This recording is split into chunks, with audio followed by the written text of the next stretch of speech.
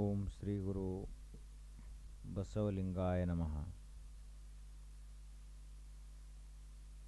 ಬಸವಾದಿ ಪ್ರಮಥರನ್ನೇ ಮೊದಲು ಮಾಡಿ ಎಲ್ಲ ಮಹಾತ್ಮರನ್ನು ಭಕ್ತಿಯಿಂದ ಸ್ಮರಿಸಿ,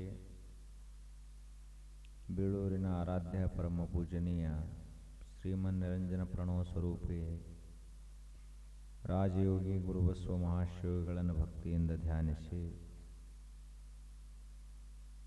ಶ್ರೀಮಠದ ಪರಮ ಪೂಜನೀಯ ಶ್ರೀಮನ್ನಿರಂಜನ ಪ್ರಣವ ಸ್ವರೂಪಿ ಬಸವಲಿಂಗ ಮಹಾಸ್ವಾಮೀಜಿಯವರಿಗೂ ವಂದಿಸಿ, ಶ್ರದ್ಧೆಯಿಂದ ಆಗಮಿಸಿದ ತಮ್ಮೆಲ್ಲರಿಗೂ ಭಕ್ತಿಯ ಶರಣಾರ್ಥಿಗಳು.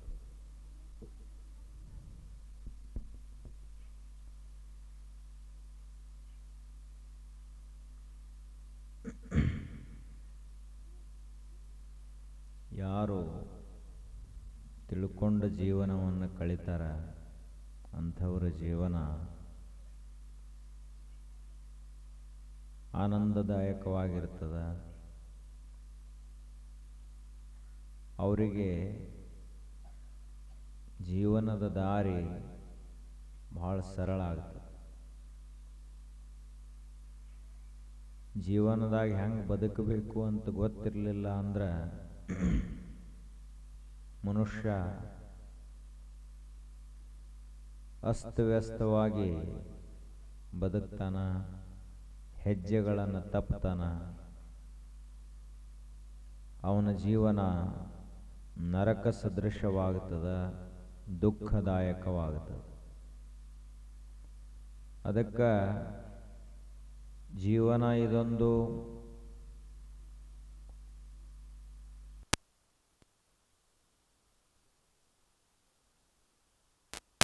ಸಮಸ್ಯೆಗಳನ್ನು ಬಿಡಿಸ್ಬೋದು.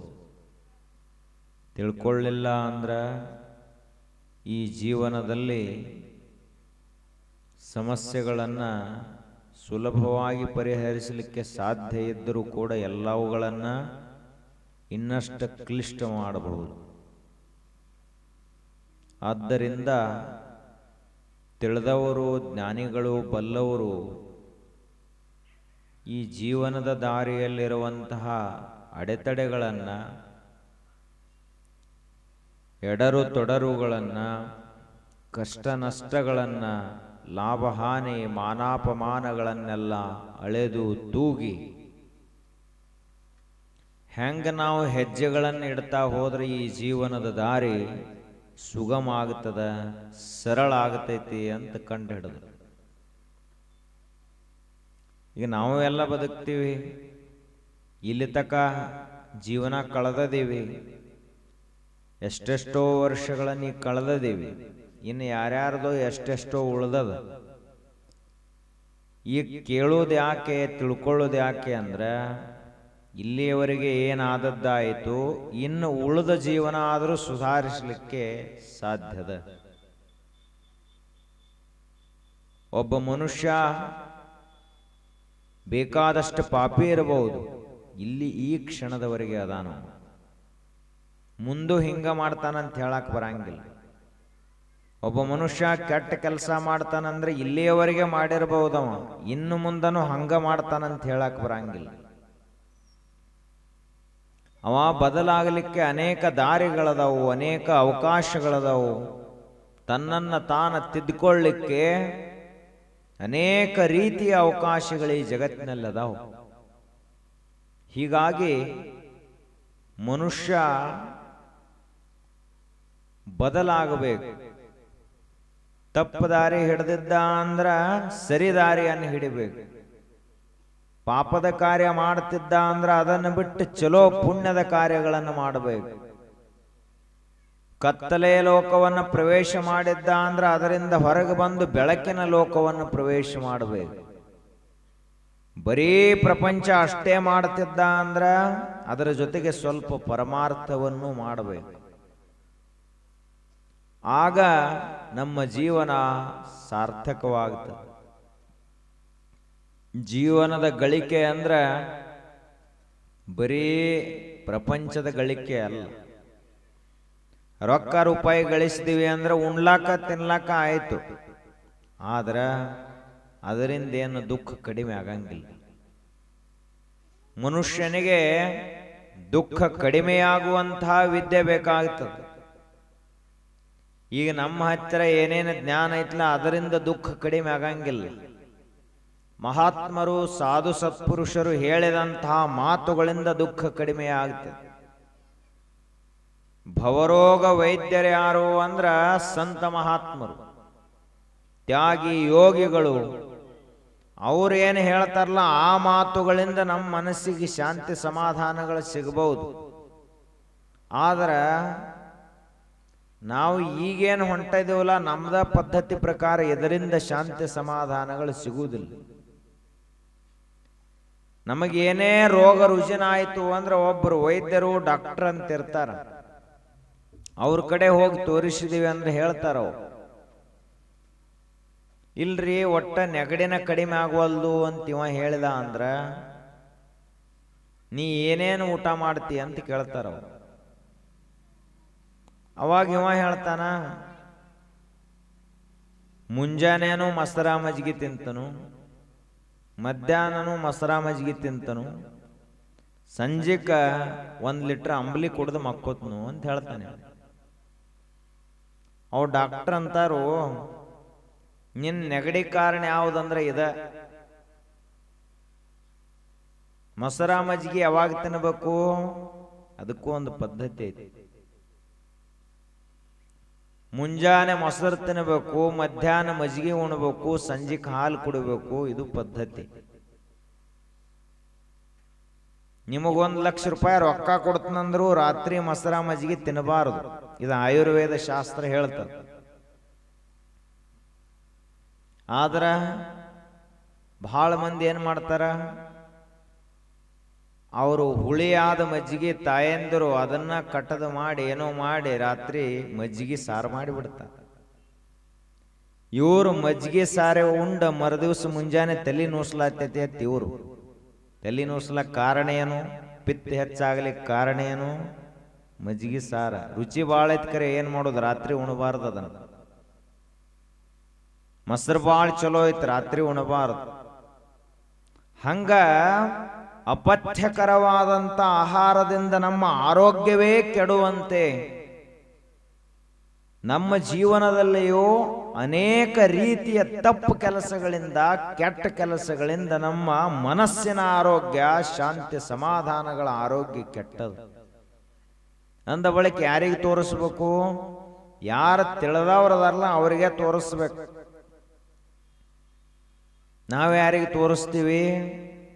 ಮಗ್ಗಲ ಮನೆಯವ್ರಿಗೆ ಹೋಗಿ ಹೇಳ್ತಾನೆ, ಹಿಂಗಾತು, ನನ್ನ ಮಗ ಬೇದ, ನನ್ನ ಸುಸಿ ಬೇದ್ಲು.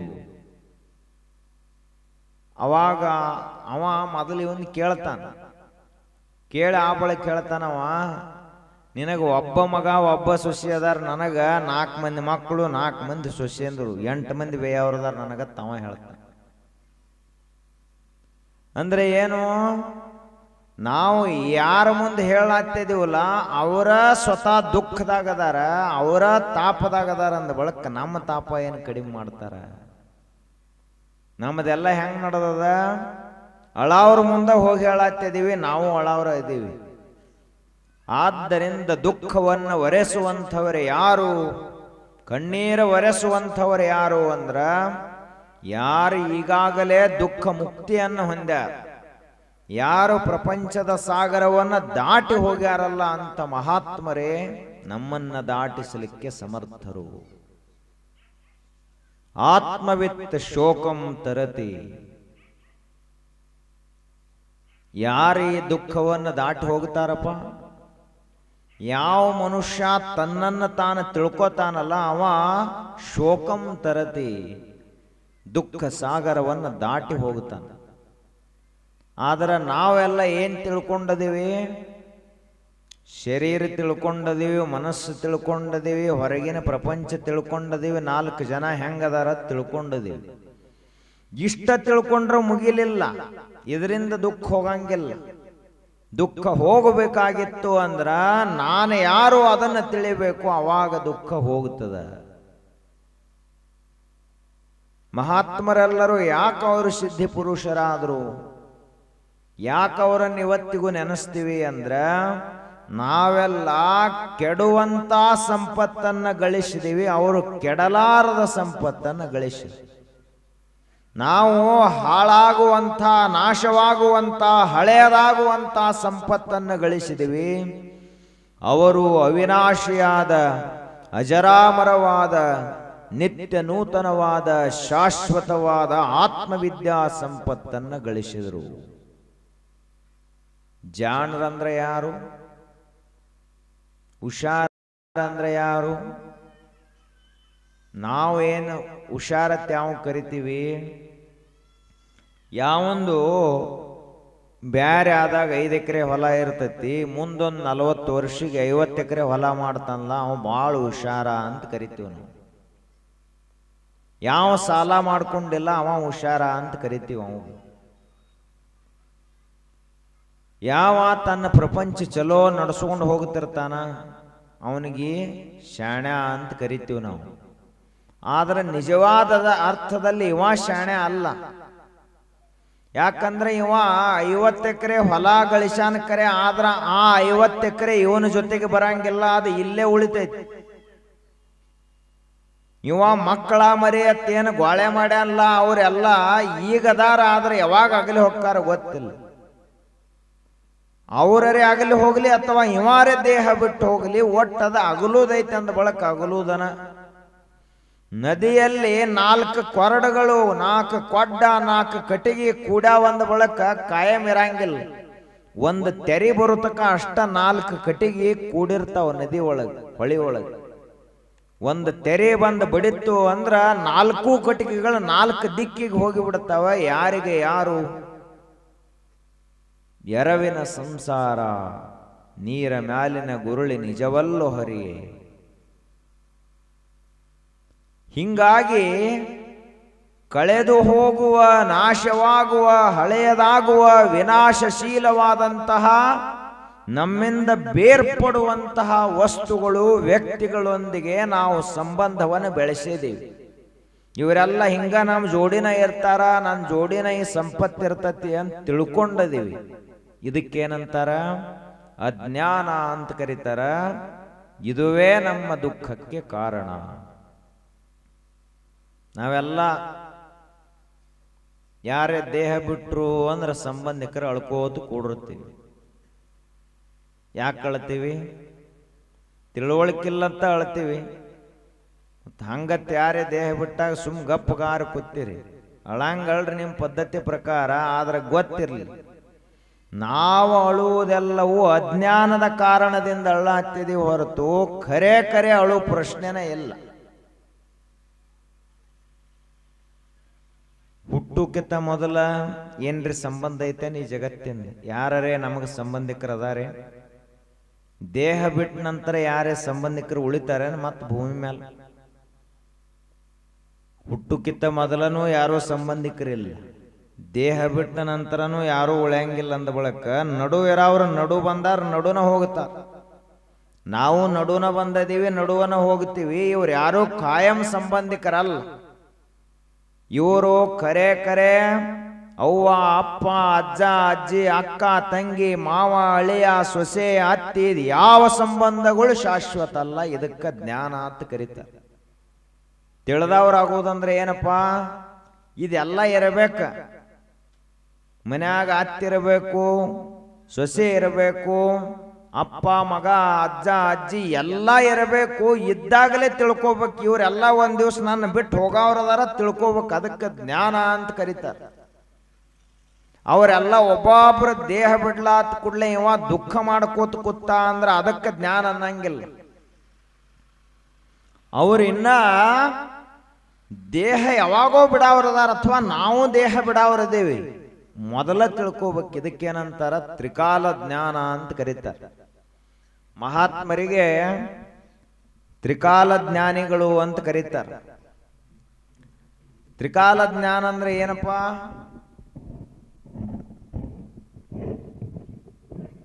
ತ್ರಿಕಾಲ ಜ್ಞಾನ ಅಂದ್ರ ಹಿಂದೆ ಏನೇನಾಗೈತಿ ಅದನ್ನು ತಿಳ್ಕೊಳ್ಳೋದು, ಇನ್ನು ಮುಂದೆ ಏನೇನಾಗೋದೈತಿ ಅದನ್ನು ತಿಳ್ಕೊಳ್ಳೋದು, ಈಗ ಸದ್ಯ ಏನು ನಡೆದೈತೆ ಅದನ್ನು ಸರಿಯಾಗಿ ತಿಳ್ಕೊಂಡ ಅಂದ್ರೆ ಅದಕ್ಕೆ ತ್ರಿಕಾಲ ಜ್ಞಾನ ಅಂತ ಕರೀತಾರೆ. ಮಹಾತ್ಮರಿಗೆ ಏನಂತಾರ? ತ್ರಿಕಾಲ ಜ್ಞಾನಿಗಳು ಅಂತ ಕರೀತಾರೆ. ತ್ರಿಕಾಲಪ ಹಿಂದೆ ಭೂತಕಾಲ ಹಿಂದಾಗಿ ಹೋದದ್ದು, ಹಿಂದೆ ಏನೇನಾಗಿ ಹೋದ್ ಜಗತ್ತಿನಾಗ? ಇತಿಹಾಸ ಅಂದ್ರೆ ಏನಪ್ಪ? ಹಿಸ್ಟ್ರಿ ಅಂದ್ರೆ ಏನು? ಇತಿ ಹ ಆಸ. ಇತಿ ಅಂದ್ರೆ ಇಲ್ಲಿಯವರೆಗೆ ಏನೇನು ನಡ್ಕೋತ ಬಂದೈತ್ಲ ಅದಕ್ಕೆಲ್ಲ ಇತಿಹಾಸ ಅಂತ ಕರೆದ್ರು. ಇಲ್ಲಿ ತಕ್ಕ ಏನೇನು ನಡೆದದ ಜಗತ್ತಿನೊಳಗ? ಒಬ್ರು ಕೇಳಿದ್ರು, ಮಹಾತ್ಮರಿಗೆ ಪ್ರಶ್ನೆ ಕೇಳಿದ್ರು, ಈ ಜಗತ್ತಿನ ಇತಿಹಾಸ ಎರಡು ಶಬ್ದದಾಗ 2 ವಾಕ್ಯದಾಗ ಹೇಳಿ ಮುಗಿಸ್ಬೇಕು ಅಂತ ಹೇಳಿದ್ರು ಅವರು. ಎಲ್ಲರೂ ಏನೇನು ಮಾಡ್ಯಾರ ಅದರ ಬಗ್ಗೆ ಹೇಳಬೇಕು. ಅವಾಗ ಮಹಾತ್ಮರು ಹೇಳಿದರು,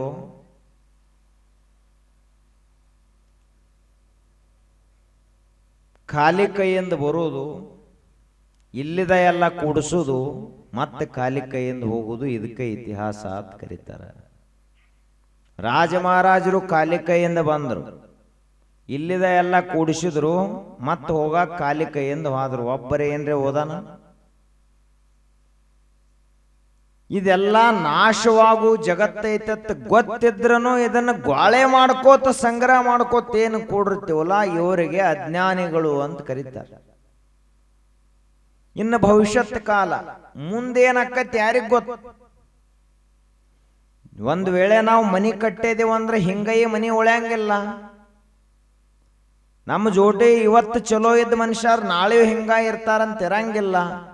ಯಾರು ಯಾವಾಗ ಹೆಂಗ ಬದಲಾಗ್ತಾರಂತ ಹೇಳಕ್ ಬರಂಗಿಲ್ಲ. ಇದು ಭವಿಷ್ಯತ್ ಕಾಲದ ಜ್ಞಾನ. ಈಗ ವರ್ತಮಾನ ಕಾಲದೊಳಗ ನಾವೆಲ್ಲ ಏನ್ ನಂಬಿ ಬದುಕಲಾತಿದೀವಿ? ರೊಕ್ಕ, ರೂಪಾಯಿ, ಮನಿ, ಅಂತಸ್ತ, 4 ಮಂದಿ ಸಂಬಂಧಿಕರನ್ನ ನಂಬಿ ಬದುಕಲಾತಿದೀವಿ. ದೇವರನ್ನ ನಂಬಿ ಬದುಕ್ತಾ ಇಲ್ಲ. ಗುರುಗಳನ್ನ, ಮಹಾತ್ಮರನ್ನ, ಅವರ ಉಪದೇಶವನ್ನ ನಂಬಿಲ್ಲ. ನಂಬಿದಿವೇನು? ಬರೇ ನಾಶವಾಗುವ ಪ್ರಪಂಚ ನಂಬಿದೀವಿ.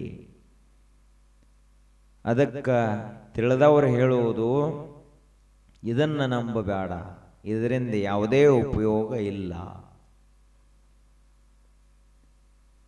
ತಿಳಿದಂತಹ ಮಹಾತ್ಮರು ಇದಕ್ಕೆ ಮಹತ್ವ ಕೊಡಲಿಲ್ಲ. ಅವರು ಮಹತ್ವ ಕೊಟ್ಟದ್ದು ಎದಕ್ಕ ಅಂದ್ರ, ಯಾವುದೆಂದು ಕೆಡಂಗಿಲ್ಲ, ನಾಶ ಆಗಂಗಿಲ್ಲ, ಯಾವಾಗಲೂ ಇದ್ದಂಗ ಇರ್ತೈತಲ್ಲ ಅಂತಹ ದೇವತತ್ವಕ್ಕೆ ಮಹತ್ವವನ್ನು ಕೊಟ್ಟರು. ಹಾಗಾದ್ರೆ ಆ ಕೆಡಲಾರದಂತಹ ಅವಿನಾಶಿಯಾದ ದೇವತತ್ವವನ್ನು ತಿಳ್ಕೊಳ್ಳೋದು ಹೆಂಗಪ್ಪ? ಅದಕ್ಕೆ ಅನೇಕ ಮಾರ್ಗಗಳನ್ನು ಹೇಳಿದರು.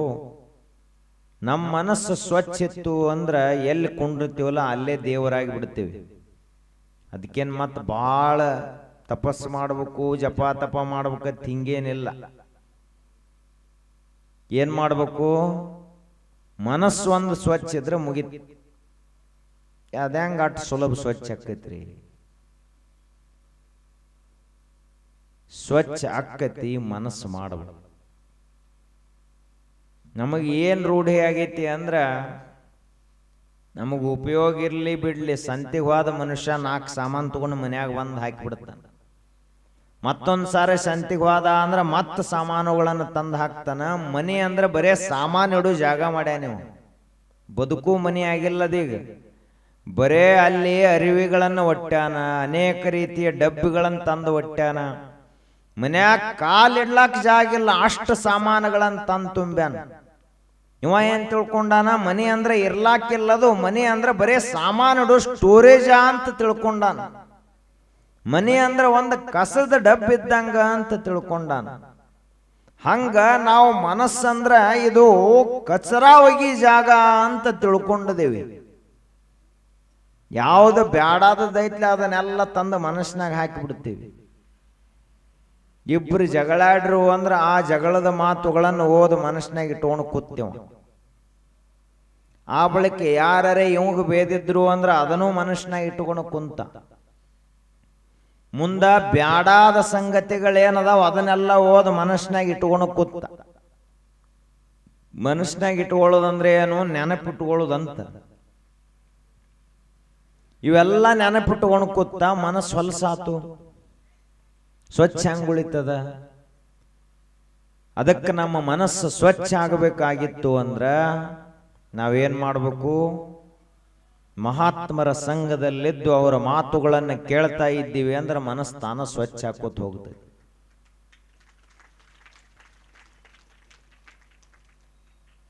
ಆ ಮನಸ್ಸಿನಲ್ಲಿ ಏನೇನೈತಿ ಸ್ವಲ್ಪ ನೋಡ್ಬೇಕು. ಮೊನ್ನೆ ದಿವಸ ನೋಡಿದೀವಿ ಹೊಟ್ಟಿ ಕಿಚ್ಚ. ಇನ್ನೊಬ್ರು ಬೆಳೆದ್ರೆ ನಮಗೆ ತಾಪಕ್ಕಿತ್ತು ಅಂದ್ರೆ ಹೊಟ್ಟಿ ಕಿಚ್ಚದು. ಅದಿತ್ತು ಅಂದ್ರೆ ತೆಗೆದು ಹಾಕ್ಬೇಕು ಅದನ್ನು, ಮನಸ್ಸಿನ ಹೊಲಸದು. ಆ ಬಳಿಕ ಮನುಷ್ಯನಲ್ಲಿ ಪ್ರಾಮಾಣಿಕತೆ ಇರಬೇಕು. ಅಪ್ರಾಮಾಣಿಕ ಆಗ್ಯಾನ ಇವತ್ತಿನ ಮನುಷ್ಯ. ಮಾತ ಒಂದು ಹೇಳ್ತಾನ, ಇರ್ಲಾಕ ಒಂದು ಬೇರೆ ಅದ. ನೀವು ಅಂದ್ರೆ ಏನು? ಮಾತಿಗೆ ಇವಾಗ ಏನು ಸಂಬಂಧ ಇಲ್ಲ, ನಡೆ ನುಡಿಗಳಿಗೆ ಏನು ಸಂಬಂಧ ಇಲ್ಲ. ಹಿಂಗಾದ ಬಳಿಕ ಇವನಿಗೆ ಧರ್ಮವಂತ ಸ್ವಚ್ಛ ಮನುಷ್ಯ ಅಂತ ಕರಿಲಕ್ಕ ಬರಂಗಿಲ್ಲ. ಇನ್ನು ಮುಂದ ನಮ್ಮ ಮನಸ್ಸಿನಲ್ಲಿರುವಂಥ ಒಂದು ಅತಿ ದೊಡ್ಡ ಅವಗುಣ ಏನು ಅಂದ್ರ ನಾನ ಮಾಡೇನೆ ಅಂತ. ನೀವೆಲ್ಲ ಅಹಂಕಾರ, ಅಭಿಮಾನ. ಈ ಮನೆ ಯಾರು ಕಟ್ಸ್ಯಾರ? ನಾನ ಕಟ್ಸೀನಿ. ಇಷ್ಟೆಲ್ಲ ಹೊಲ ಇದನ್ನ ದಿನಂಪ್ರತಿ ಹರಗವರು, ಬಿತ್ತವರು, ಎಲ್ಲ ನೀರು ಹಾಸವರು, ಮಾಡೋರು ಯಾರಪ್ಪ? ನಾನ ಮಾಡ್ತೀನಿ. ನಾನ ಮಾಡ್ತನಂತಲ್ಲಿ ನನ್ನ ಬಿಟ್ರೆ ಇದು ನಡೆಯಂಗಿಲ್ಲ ಅಂತಂತ. ನೀವು ಈ ಮನೆಯೆಲ್ಲ ನಾ ಇರೋ ತಕರಿ ಅಂತ ಹೇಳ್ತಿರ್ತಾನೆ. ಮಕ್ಕಳೇನ್ರಿ ದಡ್ಡದವು, ಒಟ್ಟು ಶಾಣೆ ಇಲ್ಲ. ಮನ್ಯಾಗ ಯಾರಿಗೆ ಗೊತ್ತೈತಿ ಕಾರ್ಬಾರ ಮಾಡೋದು? ಯಾರಿಗೆ ಬರ್ತೈತಿ ಮನ್ಯಾಗ? ಯಾರಿಗೆ ಒಂದು ಕೋತಂಬರಿ ಸೂಡ್ ತರ್ಲಕ್ಕಾಗೋದಿಲ್ಲ. ಸಂತೆ ಅಂದ್ರೆ ಗೊತ್ತಿಲ್ಲ ಇವ್ರಿಗೆ, ಮನ್ಯಾನ ಅವ್ರಿಗೆ ತಿವ ಹೇಳ್ತಿರ್ತಾನ ಊರಾಗ. ಅಂದ್ರೆ ಮನ್ಯಾಗ ಅಂದ್ರೆ ಇವನ ದೊಡ್ಡ ಶಾಣೆ ಆತು, ಊರಾನ ಮಂದಿ ತಿಳ್ಕೊಬೇಕು. ಮನ್ಯಾನ ಮಂದಿ ಹತ್ತಿರ್ತಾರ, ನೀ ಮನಿ ಖಾಲಿಯರೇ ಮಾಡಿ ನೋಡು, ನಾವು ಮನಿ ಹೆಂಗ ನಡೆಸ್ತೀವತ್ತು ಮನ್ಯಾನವ್ರು ಹತ್ತಿರ್ತಾರ. ಇವ್ ನಾಯಿ ತಿಜೋರಿ ಚಾವಿ ಬಿಟ್ನಿ ಅಂದ್ರೆ ಮನಿ ನಡೆಸೋರು ಹೆಂಗ? ಇವನ್ ತಲೆಯಾಗ ಭ್ರಮ. ನೀ ಚಾವಿ ಕೊಟ್ಟರೆ ನೋಡು ನಾವ್ ಹೆಂಗ ನಡೆಸ್ತೀವಿ ನೋಡತ್ ಮನ್ಯಾಗ ಮಗ ಸೊಸಿ. ಇದೆಲ್ಲ ಏನಪ್ಪಾ? ಮನಸ್ಸಿನ ಹೊಲಸು, ಅಹಂಕಾರ, ನಾನಾತನ. ಹಿಂಗ ನಾನ ಅಂದವರು ಎಲ್ಲರೂ ನಾಶವಾಗಿ ಹೋದರು, ಹಾಳಾದರು. ನಾ ಅಂದವ್ರು ಯಾರು ಉಳಿದಾರ? ಈಶಾವಾಸ್ಯಮಿದಂ ಸರ್ವಂ ಯತ್ಕಿಂಚ ಜಗತ್ಯಾಂ ಜಗತ್ ತೇನ ತ್ಯಕ್ತೇನ ಭುಂಜೀಥಾಹ ಮಾಗ್ರದಃ ಕಸ್ಯ ಸ್ವಿಧನಂ. ಈಶಾವಾಸ್ಯ ಉಪನಿಷತ್ತಿನಲ್ಲಿ ಮಹಾಮಂತ್ರವನ್ನು ಹೇಳಿದರು ಋಷಿಮುನಿಗಳು. ಇದನ್ನ ನಾವೆಲ್ಲ ನೆನಪಿಟ್ಟುಕೋಬೇಕು. ಇದೇನು ಜಗತ್ತೈತ್ಲ, ಇದನ್ನ ಯಾರು ನಾವು ಮಾಡಿದೀವೇನಪ್ಪ? ನೀರು ನಾವು ಮಾಡಿಲ್ಲ, ಭೂಮಿ ನಾವು ಮಾಡಿಲ್ಲ, ಗಾಳಿಯನ್ನ ನಾವು ಮಾಡಿಲ್ಲ, ಬೆಳೆ ನಾವು ಮಾಡಿಲ್ಲ, ಏನೂ ನಾವು ಮಾಡೇ ಇಲ್ಲ. ಅಂದ ಬಳಕಿದೆ ಎಲ್ಲ ಮಾಡಿದವ್ರು ಯಾರದಾರ? ಒಬ್ಬ ದೇವರ ಅನ್ನೋ ಒಬ್ಬ ಬ್ಯಾರೆ ಅದಾನ. ವಿಶ್ವಶಕ್ತಿ, ನಿಸರ್ಗ ಶಕ್ತಿ, ಒಂದು ಯಾವುದೋ ಅಗೋಚರವಾದಂತಹ ಶಕ್ತಿ ಅದ, ಅವರ್ಣನೀಯವಾದಂತಹ ಶಕ್ತಿ ಅದ. ಅದು ಇದೆಲ್ಲವನ್ನು ನಿರ್ಮಾಣ ಮಾಡಿದೆ. ಈಶಾವಾಸ್ಯಮಿದಂ ಸರ್ವಂ, ಇದೆಲ್ಲ ದೇವರ ವಾಸಸ್ಥಾನ ಈ ಜಗತ್ತು. ದೇವರ ಅಲ್ಲೇ ಇಲ್ಲೇ ಎಲ್ಲೋ ಒಂದು ಮೂಲ್ಯಾಗಿರಟ್ಟ ಸಣ್ಣವಲ್ಲ. ದೇವರ ಯಾರ ಕೈಯಾಗರೆ ಸಿಗಟ್ಟ ಸಣ್ಣವಲ್ಲ. ಎಷ್ಟು ದೊಡ್ಡವ ಅಂತ ಕೇಳಿದ್ರ, ಪಾತಾಳದಿಂದ ಅತ್ತತ್ತ ನಿಮ್ಮ ಶ್ರೀಚರಣ, ಬ್ರಹ್ಮಾಂಡದಿಂದ ಅತ್ತತ್ತ ನಿಮ್ಮ ಶ್ರೀ ಮುಕುಟ. ಅಗಮ್ಯ, ಅಗೋಚರ, ಅಪ್ರತಿಮಲಿಂಗವೇ ಅಂತ ಹೇಳ್ತಾರೆ. ದೇವರು ಎಷ್ಟು ದೊಡ್ಡವ? ನಾವು ಪಾತಾಳ ಅಂದ್ರೆ ಕೆಳಗಿಂದ ತಿಳ್ಕೋತೀವಿ, ಅದಕ್ಕಿಂತ ಕೆಳಗೆ ಬೇಕಾದಷ್ಟು ಹೋಗಲಿ, ಅಲ್ಲೆಲ್ಲ ಪರಮಾತ್ಮನ ಪಾದ ಅದ. ಬ್ರಹ್ಮಾಂಡದಿಂದ ತತ್ತ ಎಷ್ಟು ನೋಡ್ತೀವಿ ನೋಡ್ಲಿ ಆಕಾಶದಲ್ಲಿ, ಅದಕ್ಕಿಂತಲೂ ಆಚೆಗೆ ದೇವರದ ಅಗಮ್ಯ. ಇಲ್ಲಿವರೆಗೆ ವಿಜ್ಞಾನಿಗಳ ಪ್ರಯತ್ನ ಮಾಡ್ಲತ್ತಾರೆ. ಇವತ್ತಿಗೆ ಏನ್ ಪ್ರಯತ್ನ ಮಾಡ್ತಾ ಇದ್ದಾರ? ಅವರು ರಾಕೆಟ್ಗಳನ್ನು, ಬೇರೆ ಬೇರೆ ಉಪಗ್ರಹಗಳನ್ನು ಹಾರಿಸಿ ಮಾಡಿ ಒಟ್ಟು ಈ ಜಗತ್ತಿನ ದಂಡಿ ಕಂಡು ಹಿಡಿಬೇಕತ್ ನಡೆಸ್ಯಾರ ಅವರು. ಖಗೋಳ ಶಾಸ್ತ್ರ ನಾವು ತಿಳ್ಕೊಂಡಂಗೆ ಇಷ್ಟ ಜಗತ್ತೆಲ್ಲದು ಬಹಳ ದೊಡ್ಡದೈತಿ. ಒಂದು ಸೆಕೆಂಡ್ಗೆ 3,00,000 ಕಿಲೋಮೀಟರ್ ವೇಗದಿಂದ ಹೋಗುವಂಥದ್ದು ಬೆಳಕಿನ ಕಿರಣ.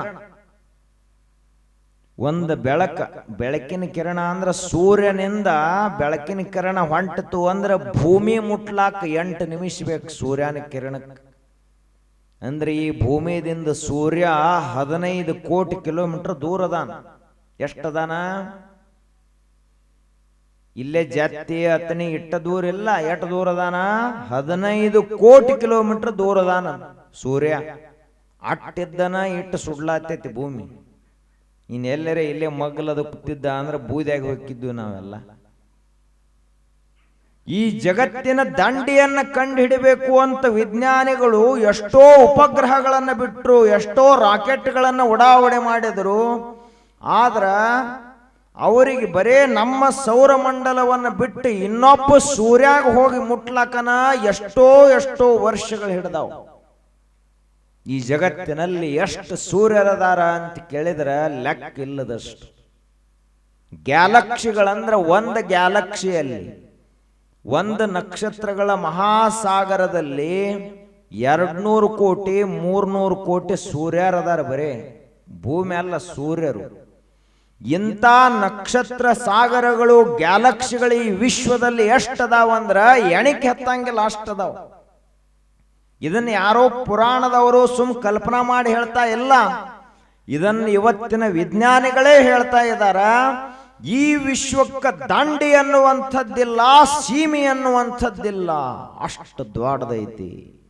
ಅಗಮ್ಯ ಅಗೋಚರ. ನಾವೆಟ್ಟದೀವಿ ಜಗತ್ನಾಗ? ಏನು ಕ್ಷುಲ್ಲಕ, ಒಂದು ಧೂಳಿ ಕಣ ಸಹಿತ ಆಗುವುದಿಲ್ಲ, ಅಷ್ಟು ಸಣ್ಣವರದೀವಿ ನಾವು. ಬರೇ ಇಲ್ಲೇ ಊರಾಗ ಪಂಚರು, ಗೌಡ್ರು, ಸಾವುಕಾರ, ಕುಲಕರ್ಣಿ, ಮನಿ ಮಾಲಕರು ಎಲ್ಲ ಮನ್ಯಾಗ ಇಲ್ಲೇ ಊರಾಗ ಅಷ್ಟೆ. ಜಗತ್ತಿನ ದೃಷ್ಟಿಯಿಂದ ನೋಡಿದ್ರ ಏನದೀವು ನಾವು? ಈ ಇರುವೆಗಳು ಅಡ್ಡಾಡ್ತಿರ್ತಾವ, ಅವು ನಮಗ್ ಕಾಣ್ತಾವ? ಅದ್ರದ್ದು ಒಂದು ಪ್ರಪಂಚ ನಡೆದೈತಿಲ್ಲ. ಮಳೆ ಬರ್ತೈತೆ, ತಾವು ಎಲ್ಲ ಸಕ್ರೆ ಗೊಳೆ ಮಾಡ್ಲಾ ಹತ್ಯಾವ, ಬೆಲ್ಲ ಗೊಳೆ ಮಾಡ್ಲಾ ಹತ್ಯಾವ, ಜ್ವಾಳ ಕಾಳ ಎಲ್ಲ ಗೊಳೆ ಮಾಡಿ ಇಡ್ಲಾ ಹತ್ಯಾವ. ನಮಗ್ ಕಾಣ್ತತೇನು?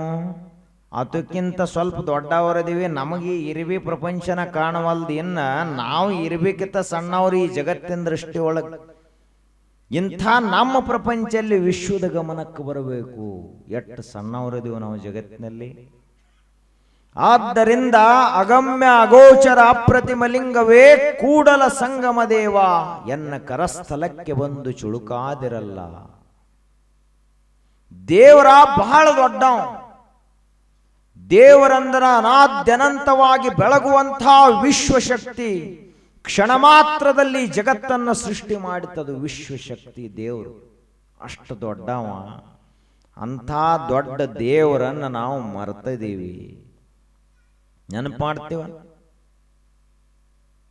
ಎಲ್ಲಕ್ಕೂ ಬರೇ ನಮ್ಮದೇ ಹೆಸರು ಹಚ್ಕೋತ ನಡೆದಿದ್ದೀವಿ. ಎಲ್ಲ ಊರಾಗ ಏನೇನು ಮಾಡ್ರಿಪ್ಪ, ಈ ರೋಡ್ ಯಾರು ಮಾಡಿದ್ರು? ಇದನ್ನ ಇಂಥವ್ರು ಮಾಡಿದ್ರು. ಅವನ ಮಾಡ್ಯಾನ ಅದನ್ನ ರೋಡ್. ನಮ್ಮ ಟ್ಯಾಕ್ಸ್ಲೇ ರೋಡ್ ಮಾಡಿರ್ತಾನ ನಾವು. ನಾವೇನು ಹೇಳ್ತೀವಿ? ರೋಡ್ ಯಾರು ಮಾಡಿದ್ರು? ಇಂಥ MLA ಮಾಡಿದ. ಅದು MLA ಮನೆ ರೊಕ್ಕ ಅಲ್ಲದು, ನಾವು ನೀವು ಟ್ಯಾಕ್ಸ್ ಕಟ್ಟಿದ್ರು ಅಕ್ಕದು. ಸಾಲಿ ಯಾರು ಕಟ್ಟಿಸಿರಪ್ಪ? ಇಂಥವ್ರು ಕಟ್ಟಿಸಿರು. ಅವನ ಕಟ್ಟಿಸಿದೇನದನ್ನು. ಹಿಂಗ ಪ್ರತಿಯೊಂದಕ್ಕೆ ನಾನು ನಾನು ನಾನು ಅಂತೇಳಿ ಅಹಂಕಾರವನ್ನು ಪಡ್ತೀವಲ್ಲ, ಇದು ಮನಸ್ಸಿನ ದೋಷ, ಮನಸ್ಸಿನ ಕಲ್ಮಶ. ಇದನ್ನ ನಾವು ದಾಟಿ ಹೋಗಬೇಕಾಗತೈತಿ. ನಾನನ್ನಬಾರದು. ಈಶಾವಾಸ್ಯಮಿದಂ ಸರ್ವಂ, ಈ ಜಗತ್ತಿನ ಪ್ರತಿಯೊಂದು ಕಣಕಣದಲ್ಲೆಲ್ಲ ದೇವರು ತುಂಬ್ಯಾನ. ಅಣುವಿನಿಂದ ಹಿಡಿದುಕೊಂಡು ಬ್ರಹ್ಮಾಂಡಗಳವರೆಗೆ ವ್ಯಾಪಿಸಿದಂತ ಮಹಾತತ್ವವೇ ದೇವರು. ಬರೇ ಗುಡ್ಯಾಗಿರವಲ್ಲ, ಒಂದ ಲಿಂಗದಾಗ ಅಡಗಿದವನೂ ಅಲ್ಲ, ನಮ್ಮ ಕೈಗೆ ಸಿಗಾವನೂ ಅಲ್ಲ. ದೇವರಂದ್ರ ಅದಕ್ಕೆ ದೇವರ ನಿಜವಾದ ದರ್ಶನ ಯಾವಾಗ ಆಗ್ತದ ಅಂತ ಕೇಳಿದ್ರ ಬರೇ ಭೂಮಿ ಸೀಮಿ ಇಷ್ಟ ನೋಡಬಾರದು. ಅಮಾವಾಸ್ಯೆ ಸಮೀಪ ಬಂದಂಗ ಆಕಾಶದಲ್ಲಿ ನಕ್ಷತ್ರಗಳು ಬಹಳ ಕಾಣ್ತಾವ. ಇರಂಗಿಲ್ಲ ತಲ್ಲ ಇರ್ತಾವು, ಚಂದ್ರನ ಬೆಳದಿಂಗಳನ್ನ ಕಾಣಂಗಿಲ್ಲ. ನಿಜವಾದ ದೇವರ ದರ್ಶನ ಆಗಬೇಕಾಗಿತ್ತು ಅಂದ್ರ ರಾತ್ರಿಯ ವೇಳೆಯಲ್ಲಿ ಆಕಾಶವನ್ನು ನೋಡ್ತಾ ನಿಲ್ಲಬೇಕು. ಅವಾಗ ಅವೇನು ಹೊಳಿತಿರ್ತಾವಲ್ಲ ಸಣ್ಣ ಸಣ್ಣ ಚುಕ್ಕಿ, ಅವು ಸಣ್ಣ ಸಣ್ಣ ಚುಕ್ಕಿ ಅಲ್ಲ, ನಮ್ಮ ಸೂರ್ಯರ 1000 ಪಟ್ಟ, ಲಕ್ಷ, ಕೋಟಿ ಪಟ್ಟುಗಟ್ಲೆ ದೊಡ್ಡದಾವು ಒಂದೊಂದು ನಕ್ಷತ್ರಗಳು. ಅವು ಯಾರಪ್ಪ ಹೊತ್ತಿಸಿಟ್ಟವ್ರು ಯಾರು? ನಾವು ನಂದಾದೀಪ ಹತ್ತಿಸಿಟ್ಟು ನಮ್ಮ ಹೆಸರು ಹಾಕೊಂಡು ಕೂತಿರ್ತೀವಿ. ಹಿಂದಕ್ಕಿದ್ದು ಗುಡ್ಯಾಗ ನಂದಾದೀಪ ಹಚ್ಚಲಿಕ್ಕೆ 10 ಎಕರೆ ಹೊಲ ಹಚ್ಚಿದ್ರು ಅವ್ರ ಗುಡಿಗೆ. ಅದಕ್ಕ ಸೂರ್ಯ ಚಂದ್ರ ಇವರು ತಕ ಇವನ ಹೆಸರ್ಲೆ, ಈ ಗೌಡ್ನ ಹೆಸರ್ಲೆ, ಕುಲಕರ್ಣಿ ಹೆಸರ್ಲೆ, ಸಾವುಕಾರನ ಹೆಸರ್ಲೆ ಗುಡ್ಯಾಗ ಅದ್ ನಂದಾದೀಪ ಉರಿಬೇಕು. ನಮ್ಮ ದೀಪ 6 ದೀಪದಾವು, ದೇವ್ರ ದೀಪ ಹಚ್ಚಾನ ಆಕಾಶದೊಳಗವು, ಎಂದೂ ಆರಂಗೆ ಇಲ್ಲ. ಸಾವಿರಾರು ಕೋಟಿ ವರ್ಷಗಳವರೆಗೆ ಉರಿತಾ ಒಂದ ಬಳಕ ಹಚ್ಚಿದಂಥವು ಎಷ್ಟು ದೊಡ್ಡವಿರಬಾರದು. ಒಮ್ಮೆರ ನಾ ಅಂದ ನನ್ನ ದೇವ್ರು, ಸೂರ್ಯನ ಹೊತ್ತಿಸಿದವ ಯಾರು? ನಾವು ನೀವು ಅಲ್ಲ, ದೇವರು ಹೊತ್ತಿಸಿಟ್ಟಾನ. ಚಂದ್ರನನ್ನ ದೇವರು ಸೃಷ್ಟಿ ಮಾಡಿದ, ಭೂಮಿಯನ್ನ ಅವನ ಮಾಡಿದ, ಇಷ್ಟೆಲ್ಲ ಜಗತ್ತನ್ನೇ ಅವನೇ ನಿರ್ಮಾಣ ಮಾಡಿದ. ಇಷ್ಟೆಲ್ಲ ಮಾಡಿನೂ ದೇವರು ಒಂದು ದಿವಸರೇ ಒಬ್ಬರ ಮುಂದರೆ ಬಂದ ನಾನ ಮಾಡೇನಿ ಅಂತ ಹೇಳ್ಯಾನೇನು? ಯಾಕೆ ಹೇಳಿಲ್ಲ ಅಂದ್ರೆ, ಹೇಳ್ದ ಅಂದ್ರೆ ಅವ ದೇವರ ಆಗ್ತಿರ್ಲಿಲ್ಲ. ದೇವರಾಗಬೇಕಂದ್ರೆ ಹೇಳಬಾರದು, ಮಾಡಬೇಕು ಆದ್ರೆ ಹೇಳಬಾರದು. ಮಾಡಿದೆನೆಂಬುದು ಮನದಲ್ಲಿ ಹೊಳೆದಡೆ ಏಡಿಸಿ ಕಾಡಿತ್ತು ಶಿವನ ಡಂಗುರ. ಮಾಡಿದೆನೆನ್ನದಿರಾ ಲಿಂಗಕ್ಕೆ, ಮಾಡಿದೆನೆನ್ನದಿರಾ ಜಂಗಮಕ್ಕೆ, ಮಾಡಿದೆನೆಂಬುದು ಮನದಲ್ಲಿಲ್ಲದಿದ್ದಡೆ ಬೇಡಿತ್ತ ನೀವಾ ಕೂಡಲ ಸಂಗಮ ದೇವ. ನಮ್ಮದೆಲ್ಲ ಹೊರಗೆ ಹೇಳಿಲ್ಲ ಅಂದ್ರೂ ಮನಸ್ಸಿನಾಗರೆ ಅನಿಸ್ತಿರ್ತೈತಿ. ಇವತ್ತಿನ ದಾಸೋಹ ಮಾಡಿಸ್ತಾವ ನಾನತ್ ಮನಸ್ಸಿನಾಗ ಅನಿಸ್ತಿರ್ತೈತಿ, ಮ್ಯಾಲ ಹೇಳುದಿಲ್ಲ. ಮಠಕ್ಕ 10,000 ಪಟ್ಟಿ ನಾನ ಕೊಟ್ನಿ, ಅಲ್ಪ ನೀ 10,000 ಕೊಟ್ಟಿರ್ಬೋದು, ಆದ್ರೆ ಹುಟ್ಟಿನಿಂದ ಇಲ್ಲಿಯವರೆಗೆ ನಿನ್ನ ರಕ್ಷಣಾ ಮಾಡಿದ್ದು ಒಂದು ದೇವ ಶಕ್ತಿ ಐತ್ಲಿ, ಅದಂದ್ರೆ ಹೇಳಿತ್ತೇನೆ. ನಿನಗ ಅನ್ನ ಹಾಕಿದ್ದೊಂದು ಶಕ್ತಿ ಐತ್ಲಿ, ಅದಂದರೆ ಹೇಳಿತ್ತೇನೆ. ಅದಕ್ಕಾಗಿ ಮಾಡಿದೆನೆನ್ನದಿರಾ ಲಿಂಗಕ್ಕೆ ಜಂಗಮಕ್ಕೆ. ನಾ ಗುರುಗಳಿಗಿಟ್ಟು ದಕ್ಷಿಣ ಕೊಟ್ನಿ ಅಂತ ತಲೆಯಾಗ ಬರಬಾರದು. ನಾನು ಬಡಬಗ್ಗರಿಗೆ ಇಷ್ಟ ಅಕ್ಕಿ ದಾನ ಮಾಡಿದ್ನಿ, ಇಷ್ಟು ಬೆಲ್ಲ ದಾನ ಮಾಡಿದ್ನಿ ಎಂದೂ ನಾನು ಅಂತ ಅನ್ನಬಾರದು. ಖರೇ ದಾನ ಅಂತ ಯಾವುದಕ್ಕೆ ಕರೀತಾರಂದ್ರ, ದಾನ ಕೊಡಬೇಕು, ಎಲ್ಲೂ ಹೇಳಬಾರದು, ಅದಕ್ಕೆ ಖರೇ ದಾನ ಅಂತ ಕರೀತಾರೆ. ಬಲಗೈದಿಂದ ಕೊಟ್ಟದ್ದ ಎಡಗೈ ಗೊತ್ತಾಗಬಾರದು, ಇದು ಹಿರಿಯರು ಮಾಡಿದ ಶಾಸ್ತ್ರ. ಹೇಳ್ಯಾರಿಲ್ಲ ಹಿರಿಯರು ಹೇಳ್ಯಾರ ಈ ಮಾತು ಏನಂತ ಹೇಳಿ, ಬಲಗೈದಿಂದ ದಾನ ಮಾಡಿದೆ ಅಂದ್ರ ನಿಂದ ಎಡಗೈ ಗೊತ್ತಾಗಿರಬಾರದು, ಈ ಕೈ ಕೊಟ್ಟೈತೆ, ಅದಕ್ಕೆ ಖರೇ ದಾನ ಅಂತ ಕರೀತಾರ. ನಮ್ ದಿನ ಕುಡಿದು ಮುಂದಿನ ವರ್ಷ ಇರ್ತೈತಿ, ಈ ವರ್ಷ ಡಂಗರ ಹೊಡೆದಿರ್ತೀವಿ, ಊರಾಗ ಕುಡ ಹೊರದಿವಿ. ಮಠಕ್ಕೊಂದು ಆಕಳ ಕುಡದೈತಿ, ಮಠಕ್ಕೊಂದು ಆಕಳ ಕುಡದೈತಿ. ಎಂಥ ಆಕಳ ಕೊಡ್ತಾನಂದ್ರ ಅದು ಹಿಂಡಿರಬಾರ್ದು, ಕರ ಕೊಟ್ಟಿರಬಾರ್ದು, ಅಂಥ ಆಕಳ ಮಠಕ್ಕೆ ಕೊಡಾವ. ನಮ್ಮದೆಲ್ಲ ಹೆಂಗದ ಅಂದ್ರ ನಾಟಕೀಯ ಮಾಡ್ಕೋತ ನಡೆದಿದ್ದೀವಿ, ಡಂಭಾಚಾರ ಮಾಡ್ಕೋತ ನಡೆದಿದ್ದೀವಿ. ಭಕ್ತಿಯಿಂದ ಮನಸ್ಸಿನಲ್ಲಿ ಅಹಂಕಾರ ಇಲ್ಲಾರದ ದಾನನ ಮಾಡಿಲ್ಲ ನಾವು. ಮಾಡಿದೆನೆಂಬುದು ಮನದಲ್ಲಿ ಹೊಳೆದಡೆ, ಹೊರಗೆ ಹೇಳಿದ್ರ ಅಲ್ಲ, ಬರೇ ಮನಸ್ಸಿನಾಗ ಹೊಳದ್ರನ ಏಡಿಸಿ ಕಾಡಿತ್ತು ಶಿವನ ಡಂಗುರ. ಪರಮಾತ್ಮನ ಒಂದು ಡಂಗುರ ಅದ, ಪರಮಾತ್ಮನದೇ ಒಂದು ಲೆಕ್ಕಾಚಾರ ಅದ. ಅವನ ಲೆಕ್ಕಾಚಾರದೊಳಗೆ ನಾವು ಕುಂಡ್ರಂಗಿಲ್ಲ. ವಿಶ್ವದೊಳಗೆ ನಾ ಮಾಡೇನೆ ಎಲ್ಲಕ್ಕೆ ನಾವೇನು ಮಾಡಿದೀವಿ ಜಗತ್ತಿನಾಗ? ಇನ್ನ ಬಳಸ್ಕೋತ ಬಂದದೀವಿ ಹೊರತು ನಾವೇನು ಮಾಡಿಲ್ಲ. ಇಷ್ಟೆಲ್ಲ ಲಕ್ಷ ಲಕ್ಷ ಕೋಟಿ ಕೋಟಿ ಗಟ್ಲೆ ಎಕರೆ ಎಲ್ಲ ನೀರು ಹಾಸ್ಕೋತ ಹೋಗುವಂತ ಕೃಷ್ಣಾ ನದಿ ಒಂದ್ ದಿವ್ಸರೇ ನಾ ನೀರು ಹಾಸ್ತೇನೆ ಅಂತ ಹೇಳಿದ್ದೇನೆ. ಇಂಥ ದೊಡ್ಡ ದೊಡ್ಡ ಕೆರೆಗಳದಾವು, ಹಳ್ಳಗಳದಾವು, ಇವು ಒಂದ್ ದಿವ್ಸರೇ ಈ ಗೂಗವಾಡೆಲ್ಲ ನಾನಾ ನೀರು ಹಾಸ್ತನಂತ ಕೆರೆ ಅಂದತ್ತೇನು ಬಂದು? ಅವೆಲ್ಲ ನೀರು ಕೊಟ್ಟಾವು, ಬೆಳೆಗಳನ್ನ ಬೆಳೆಸಾವು, ಅನ್ನ ಕೊಟ್ಟಾವು, ರೊಕ್ಕ ಕೊಟ್ಟಾವು, ಎಲ್ಲಾ ಕೊಟ್ಟನು ಗಪ್ಪಗಾರದವಲ್ಲ. ಇದಕ್ಕೆ ಪರಮಾತ್ಮನ ಸೃಷ್ಟಿ ಅಂತ ಕರೀತಾರೆ. ದೇವರ ಸೃಷ್ಟಿಯಲ್ಲಿ ಅಹಂಕಾರ ಇಲ್ಲ. ಮಾವಿನ ವೃಕ್ಷ, ಪೇರು ವೃಕ್ಷ, ಇನ್ನೂ ಹಲವಾರು ಪ್ರಕಾರದ ಗಿಡಗಂಟೆಗಳೆಲ್ಲ ಅದಾವು, ವನಸ್ಪತಿಗಳದಾವು. ಅವೆಲ್ಲ ಕೊಡ್ಕೋತ ನಡೆದಾವು. ಒಂದ್ ದಿವ್ಸನು ಎಲ್ಲಿ ಬೋರ್ಡ್ ಹಚ್ಚಿಲ್ಲ ನಾನ ಕೊಟ್ಟನೆ ಅಂತ ಹೇಳಿಲ್ಲ. ಆದ್ರೆ ನಾವು ಸ್ವಲ್ಪ ಮಾಡ್ತೀವಿ, ಭಾಳ ಹೇಳ್ಕೋತ ಅಡ್ಡಾಡ್ತೀವಿ. ಇದು ಮನಸ್ಸಿನ ಹೊಲಸ ಅಂತ ಹೇಳ್ತಾರೆ. ಇದು ಒಬ್ಬ ಮಹಾರಾಜ ಇದ್ದ. ಆ ಮಹಾರಾಜ ಅವನಿಗೊಬ್ಬ ರಾಜಕುಮಾರ ಹುಡುಗುಟ್ಟಿದ್ದ. ಅವನು ಸಾವಕಾಶವಾಗಿ ಬೆಳೆದ ಬಳಿಕ ಆ ಮಹಾರಾಜ ಅವನಿಗೊಂದು ಲಗ್ನ ಮಾಡಬೇಕು ಅಂತ ವಿಚಾರ ಮಾಡ್ಕೊತ ಕೂತಿದ್ದ. ಅಷ್ಟ್ರೊಳಗನ ಇವ ಹುಡುಗ ರಾಜಕುಮಾರ ಏನಿದ್ದ, ಹಾಗೇ ರಾಜ್ಯವನ್ನ ಪರ್ಯಟನ ಮಾಡಬೇಕು ಅಂತ ಹೋಗಿದ್ದ.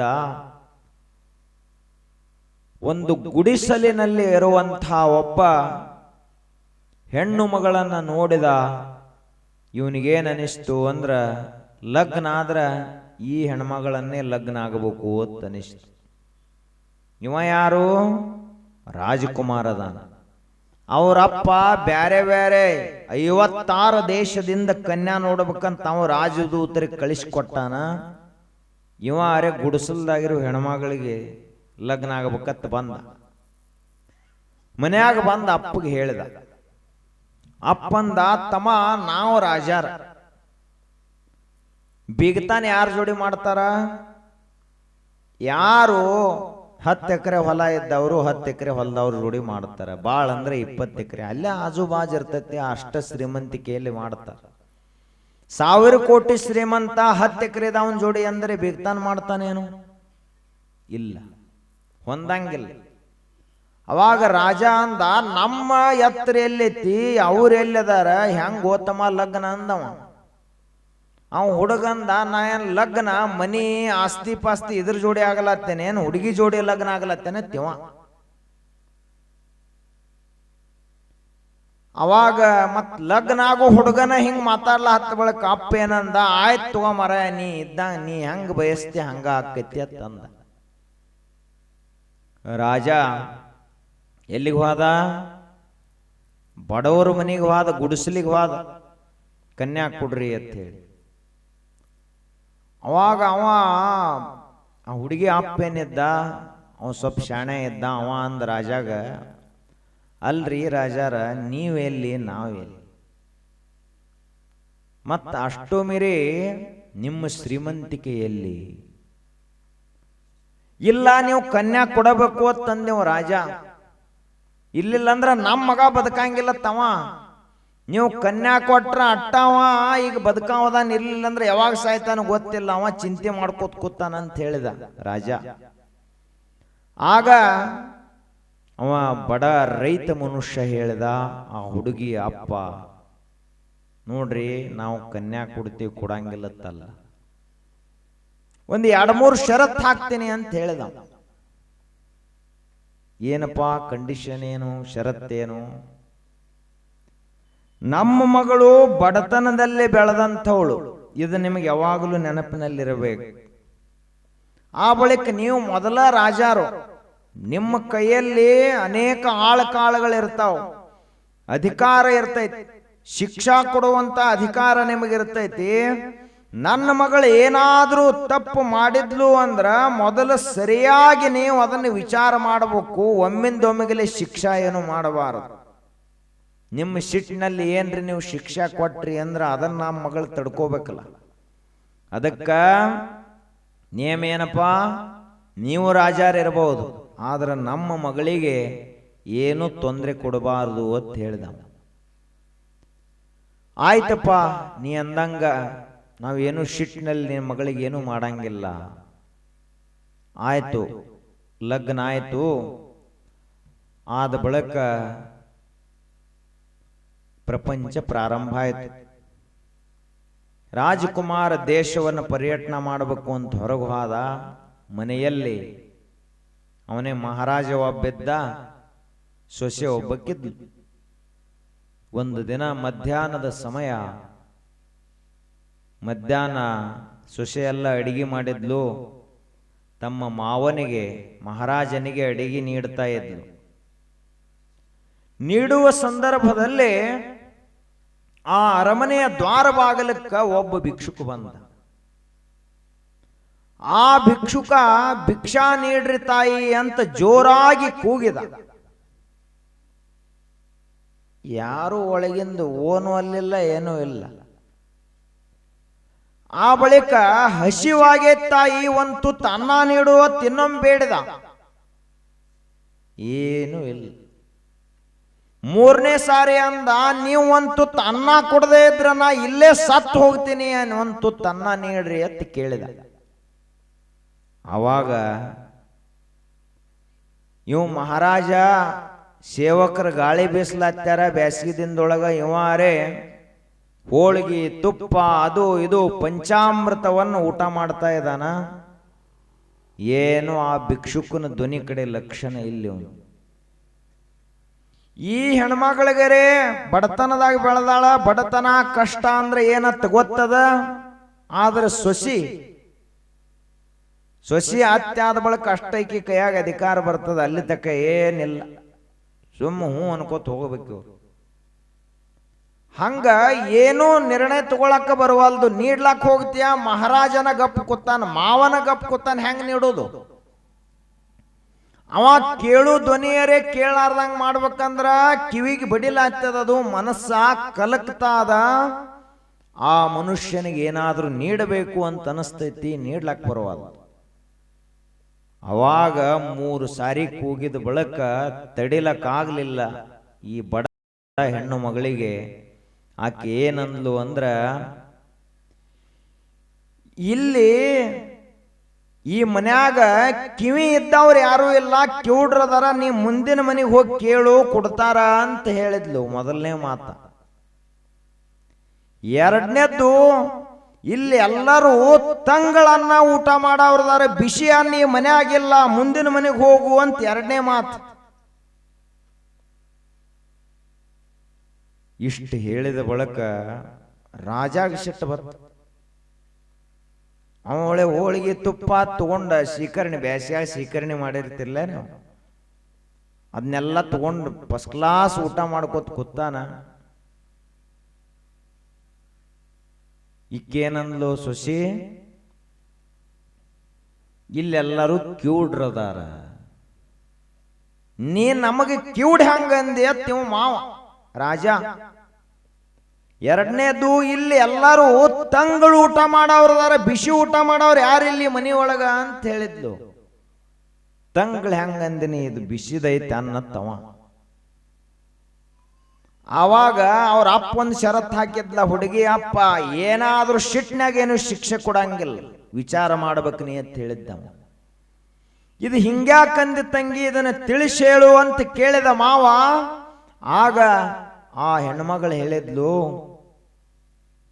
ಒಬ್ಬ ಭಿಕ್ಷುಕ ಹಸದಂತ ಮನುಷ್ಯ ಅನ್ನ ಅನ್ನ ಅಂತ ಭಿಕ್ಷೆ ಬೇಡುವಾಗ ಅವನ ಧ್ವನಿ ಕೇಳಿಸಲಾರ್ದಂಗ ಆಗಬೇಕಾಗಿತ್ತು ಅಂದ್ರೆ ನಾವು ಕರೆ ಕರೆ ಕಿವುಡ್ರಾಗಿರ್ಬೇಕು. ಅವಾಗ ಹಸದವನ ಧ್ವನಿ ನಮಗ್ ಕೇಳಿಸ್ಲಕ್ಕಿಲ್ಲ ಅಂತಂದು. ಹಸದವರ ಧ್ವನಿ ಕೇಳಿಸ್ಲಿಲ್ಲ ಅಂದ್ರೆ ಕಿವುಡಲ್ಲೇನೋ. ಈ ಜಗತ್ತಿನಲ್ಲಿ ಎಲ್ಲಕ್ಕಿಂತ ದೊಡ್ಡ ತ್ರಾಸ ಯಾವಾಗ ಆಗ್ತತಿ ಮನುಷ್ಯಾಗ ಅಂದ್ರ ಹಸದಾಗ. ಅವಾಗ ಒಂದು ತುಸು ದಿವಸ ಊಟ ಕೊಡೋದು ಬಿಟ್ಟಿವಂದ್ರ ಸತ್ತ ಹೊಕ್ಕ ನಾವು. ಅದಕ್ಕಿಂತ ಹೆಚ್ಚಿನ ತ್ರಾಸ ಯಾವಾಗ ಅಂದ್ರ ನೀರ. ಊಟ ಬಿಟ್ರ ನಡಿತೈತಿ, ನೀರ ಒಂದು ದಿವಸ ಬಿಟ್ಟಿವಂದ್ರ ಶರೀರದ ಎಷ್ಟು ತ್ರಾಸ ಆಕೈತಿ. ಆದ್ದರಿಂದ ಅನ್ನ ನೀರ ಇವೆರಡು ಜಗತ್ತಿನ ನಿಜವಾದ ಸಂಪತ್ತಿವು. ಅದಕ್ಕೆ ಮನುಷ್ಯನೇ ನಿನ್ನ ಬಾಗಿಲಿಗೆ ಯಾರಾದರೂ ಅನ್ನ ಅಂತ ಬಂದ್ರು ಅಂದ್ರ 100 ಕೆಲಸ ಬಿಟ್ಟು ಮೊದಲು ಅವ್ರಿಗೆ ಅನ್ನ ನೀಡು, ರೊಟ್ಟಿ ನೀಡು. ಅದು ನಿನ್ನ ನಿಜವಾದ ಧರ್ಮ. ನೀಡಬೇಕು. ಮತ್ತು ಬರೇ ನೀವ ಅಷ್ಟ ನೀಡಬಾರ್ದ. ಸಣ್ಣ ಹುಡುಗರು ಇರ್ತಾವಲ್ಲ ಮನ್ಯಾಗ, ಆ ಹುಡುಗರ ಕಡೆದಿಂದ ನೀಡಿಸ್ಬೇಕು. ಅವಾಗ ಅವರೂ ಸಹಿತ ದಾನದ ಸಂಸ್ಕಾರ ಬರ್ತದೆ. ಆ ಬಳಿಕ ಎರಡನೇದ್ದು ರಾಜಾಗ ಹೇಳಿದ್ಲು ಸೊಸಿ, ಏನೋ ತಂಗಳನ್ನ ಅಂತ ಅದಕ್ಕಂದೆ.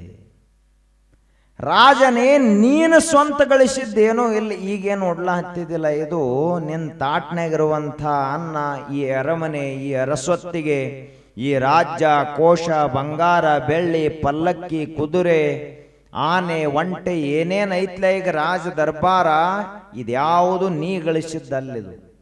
ಯಾರು ಗಳಿಸಿದ್ದದ ಇದೆಲ್ಲವೂ? ನಿಮ್ಮ ಮುತ್ಯ ಗಳಿಸಿದ್ದದ, ನಿಮ್ಮ ಅಪ್ಪ ಗಳಿಸಿದ್ದದ, ನೀ ಗಳಿಸಿದ್ದೇನೋ ಇಲ್ಲ. ಅಂದ ಬಳಕ ನೀ ಉಣ್ಣುವಂಥ ಈ ಅನ್ನ ಬರೇ ಸುಡ್ತಿರಬಹುದು, ಆದ್ರೆ ಕರೆ ಕರೆ ನಿನ್ನ ಬೆವರ ಹನಿಯಿಂದ ಬಂದ ಅನ್ನ ಇದು ಅಲ್ಲ. ಅದಕ್ಕಿದು ತಂಗಳ ಅನ್ನ.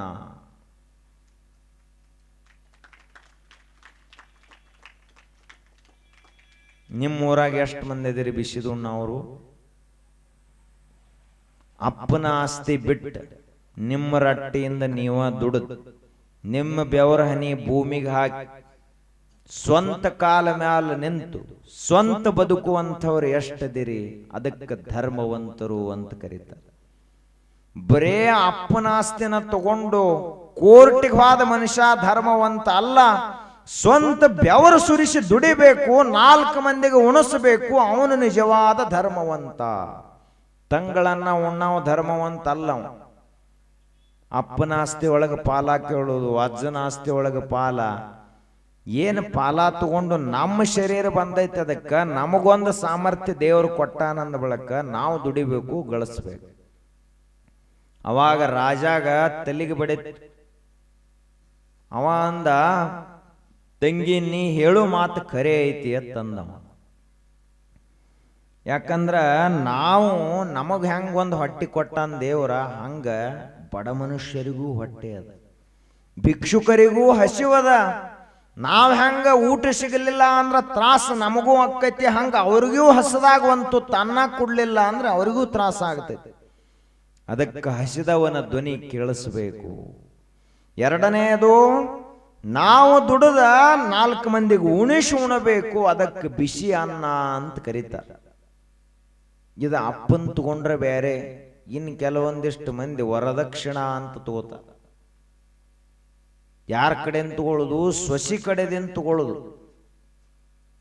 ಸೊಸಿ ಕಡೆಯಿಂದ ವರದಕ್ಷಿಣ ತಗೊಂಡು ಮನಿ ಕಟ್ಟುತ್ತಿದ್ದ, ಹೊಲ ಏನ್ರ ಮಾಡ್ತಿದ್ದ ಅಂದ್ರ ಅವ ಅಂತವ, ಅದು ಹಳಸಿದನ್ನ ಅಂತ ಕರೀತಾರೆ. ಅದಕ್ಕೆ ತಂಗಳನ್ನ ಸಹಿತ ಅಲ್ಲದು. ವರದಕ್ಷಿಣ ತಗೊಳ್ಳಬಾರದು. ಅದೇನೋ ಒಂದು ವ್ಯಾಪಾರ. ಏನು ನಿಮ್ಮ ಮನೆಗೆ ಒಬ್ಬ ಹೆಣ್ಣುಮಗಳನ್ನೇ ಅವ್ರು ಕೊಡ್ತಾ ಇದಾರಂದ ಬಳಕ ಮತ್ ರೊಕ್ಕನೂ ಕೊಡ್ಬೇಕೇನೋ ಅವ್ರು. ಆದ್ದರಿಂದ ಮದುವೆ ಅಂದ್ರ ಅದೊಂದು ಪ್ರೀತಿಯ ಸಂಬಂಧ ಇರಬೇಕೇ ಹೊರತು, ವಿಶ್ವಾಸದ ಸಂಬಂಧ ಇರಬೇಕೇ ಹೊರತು ವ್ಯಾಪಾರ, ವ್ಯವಹಾರ, ವಾಣಿಜ್ಯ ಆಗಬಾರದು. ಅದಕ್ಕೆ ಪ್ರಪಂಚ ಅಂತ ಕರೀತಾರೆ. ಆ ರಾಜಾಗ ನಾನ ಎಲ್ಲ ಮಾಡೇನಿ ಅಂತ ಅನಿಸಿತ್ತು. ಸೊಸಿ ಬಂದ ಅವನ ನಾನು ಅನ್ನುವ ಅಹಂಕಾರವನ್ನು ತೆಗೆದು ಹಾಕಿದ್ಲು. ಇದು ಸಾಮಾನ್ಯವಾದದ್ದು. ಒಂದು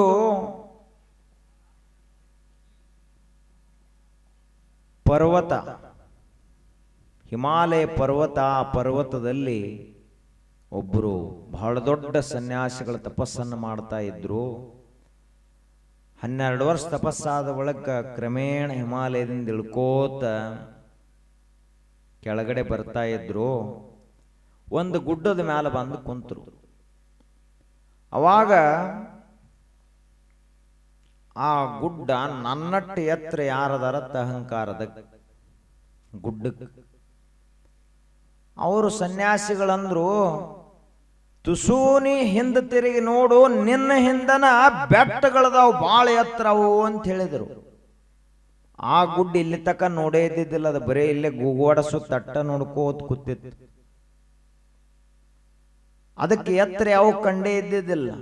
ತುಸು ಹಿಂದ ತಿರುಗಿ ನೋಡಿತು, ಸಹ್ಯಾದ್ರಿ ವಿಂಧ್ಯಾದ್ರಿ ಎಲ್ಲ ಕಾಣ್ಲಕ್ ಚಲೋ. ಅದು ಭಾಳ ಎತ್ತರ ಬೆಟ್ಟಗಳು. ಇವೆಲ್ಲ ಹುಟ್ಟುದು ಎಲ್ಲಿ? ನದಿಗಳೆಲ್ಲ ಬೆಟ್ಟ ಪ್ರದೇಶದಲ್ಲಿ ಹುಟ್ಟುತ್ತಾವ, ಭಾಳ ಎತ್ತರ. ಅಲ್ಲಿಂದ ಆ ಬೆಟ್ಟಕ್ಕೆ ಹೋದ್ರು. ಬೆಟ್ಟಕ್ಕೆ ಅಹಂಕಾರ ಬತ್ತು, ನನ್ನಟ್ಟು ಎತ್ತರ ಯಾರದಾರ? ಅವಾಗ ಋಷಿಗಳು ಹೇಳಿದರು, ಸನ್ಯಾಸಿಗಳು, ತುಸು ಹಿಂದ ತಿರುಗಿ ನೋಡು, ಪರ್ವತಗಳದಾವು ನಿನಕಿ ಎತ್ತರ. ಆವಾಗ ಅವು ಬೆಟ್ಟಗಳೆಲ್ಲ ಹಿಂತಿರುಗಿ ನೋಡಿದು, ಹಿಮಾಲಯ ಪರ್ವತ 9 ಕಿಲೋಮೀಟರ್ ಎತ್ತರ. ಎಷ್ಟು ಎತ್ತರ? ಹಿಂಗ 9 ಅಲ್ಲ, ಹಿಂಗ ಎತ್ತರಕ್ಕೆ 9 ಕಿಲೋಮೀಟರ್ ಎತ್ತರದಾವು. ಅಷ್ಟು ಎತ್ತರದ ಪರ್ವತಗಳು. ಅವಾಗ ಇವು ಬೆಟ್ಟಗಳ ಅಹಂಕಾರ ಹೋಯ್ತು. ಪರ್ವತಕ್ಕೆ ನಾನಾ ಶ್ರೇಷ್ಠ ಅಂತ ಅಹಂಕಾರ ಬತ್ತು. ಸನ್ಯಾಸಿಗಳು ಹೇಳಿದರು, ತುಸು ಮ್ಯಾಲ್ ನೋಡು ಅಂತ ಹೇಳಿದರು. ಮ್ಯಾಲ್ ನೋಡಿದಾಗ ಆ ಪರ್ವತದ ಮ್ಯಾಲ ಅಸಂಖ್ಯ ಮೋಡಗಳೆಲ್ಲ ಹಾದು ಹೊಂಟಿದ್ದು. ಮೋಡಗಳು ಪರ್ವತಗಳಿಗಿಂತಲೂ ಎತ್ತರದಲ್ಲಿ. ಆ ಮೋಡಗಳಿಗೆ ಅಹಂಕಾರ ಬತ್ತು. ತುಸು ನಿಮ್ಕಿಂತ ಮ್ಯಾಲ್ ನೋಡ್ರಿ ಅಂದಾಗ ಅನಂತ ವಿಶ್ವ ಎಷ್ಟು ದ್ವಾಡದು. ಆದ್ದರಿಂದ ಮನುಷ್ಯ ತನಗ ಅಹಂಕಾರ ಯಾವಾಗ ಬರ್ತೈತಿ ಅಂದ್ರ, ನಮ್ಮ ಸುತ್ತಮುತ್ತ ಅಟ್ಟ ನೋಡಿದೀವಿ ಅಂದ್ರ ಅಹಂಕಾರ ಬರ್ತೈತಿ. ಈ ಊರಾಗ ಯಾರು ಸಾವುಕಾರಪ್ಪ ಅಂದ್ರ ನಾನಾ ಸಾವುಕಾರ ಅಂತ ಹೇಳ್ಬಹುದು. ಆದ್ರೆ ಈ ಜಗತ್ನ್ಯಾಗ ಯಾವ ಸಾವುಕಾರ ಅಂದ್ರೆ ಹೇಳಕ್ ಬರಂಗಿಲ್ಲ. ತುಸು ದ್ವಾಡದಾಗಿ ನೋಡ್ಲಕ್ ಕಲಿ, ಅಹಂಕಾರ ಹೋಗ್ತೈತಿ. ಈ ಊರಾಗ ಯಾರು ಶಾಣ್ಯಪ್ಪ ಅಂದ್ರ ನಾನಾ ಶಾಣ್ಯ ಅಂತ ಹೇಳ್ಬಹುದು. ಆದ್ರ ಈ ದೇಶದಾಗ ಯಾರು ಶಾಣ್ಯ ಅಂದ್ರೆ ಇಂಥವ್ರು ಕೋಟಿಗಟ್ಟಲೆ ಮಂದಿ ಶಾಣ್ಯರು ಇರ್ತಾರ. ಭೂಮಿ ಮೇಲೆ ಯಾರು ಶಾಣ್ಯಾರು ಅಂದ್ರ ಅಳಿಲಕ್ಕ ಆಗುವುದಿಲ್ಲ. ಆದ್ದರಿಂದ ಮನುಷ್ಯನೇ, ನೀ ಬರೇ ಬಾವಿ ಕಪ್ಪಿಗತ್ಲೆ ಇಲ್ಲೇ ಕೂತ್ ಇಷ್ಟ ನೋಡ್ಕೋತ ವಾದಿ ಅಂದ್ರೆ ನಿನ್ನ ಅಹಂಕಾರ ಹೆಚ್ಚಾಗ್ತೈತಿ.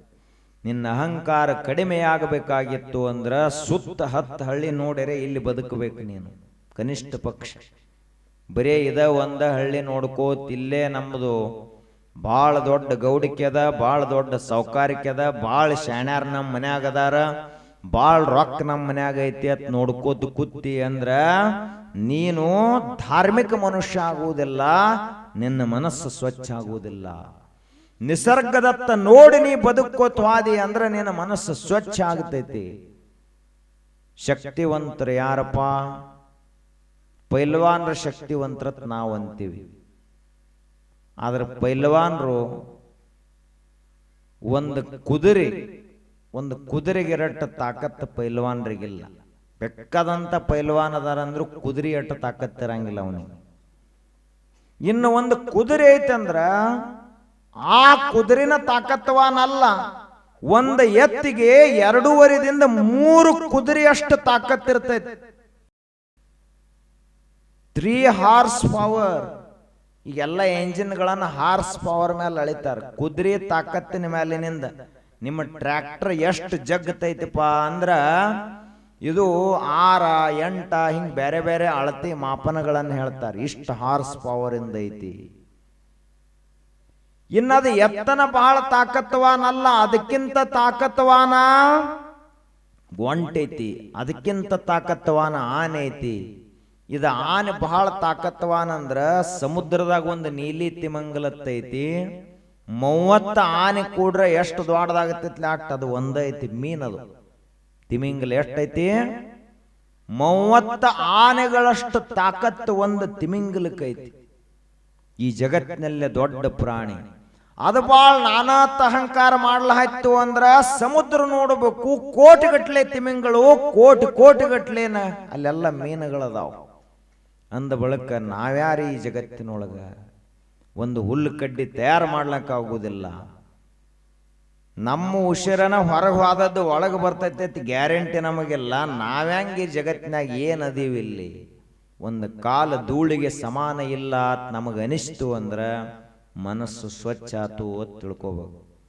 ಅದನ್ನು ಬಿಟ್ಟ ಬಿಳಿ ಅಂಗಿ ಅಟ್ಟು ಹಾಕೊಂಡು ಕಡಕ್ ಹಾಕೊಂಡು ಊರಾಗ ನಿತ್ತ ಅಂದ್ರೆ ನನ್ನಂಗೆ ಯಾವ ಅದಾನ ಅಂತ ತಿಳ್ಕೊಂಡ ಅಂದ್ರೆ ಹುಚ್ಚ ಅಂತ ಕರಿತೈತಿ ಈ ಜಗತ್ತು. ಹಂಗಾಗಲಾರದೆ ನಾವೆಲ್ಲರೂ ಅತ್ಯಂತ ವಿನೀತರಾಗಿ ವಿನಯವಂತರಾಗಿ ಮುಗಿದ ಕೈ ಬಾಗಿದ ತಲೆಯಾಗಿರಿಸು ಕೂಡಲ ಸಂಗಮ ದೇವ. ಬಸವಣ್ಣವ್ರು ಏನು ಕಲಿಸಿದ್ರೆ ಎಲ್ಲರಿಗೆ? ಕೈ ಮುಗಿರಿಪ, ಸಣ್ಣವರಾಗ್ರಿ, ಬಾಗಿದ ತಲೆ ಶಟದ ಎಂದು ನಿಲ್ಲಬೇಡ್ರಿ, ತಲೆ ಇರುವುದು ಅದಕ್ಕೆ ಬಾಗುವುದಕ್ಕೆ. ಯಾರ ಮುಂದ? ಮಹಾತ್ಮರು, ತಿಳಿದವರು, ಹಿರಿಯರು, ಧರ್ಮ, ಇದರ ಮುಂದೆ ತಲೆ ಬಾಗಬೇಕು.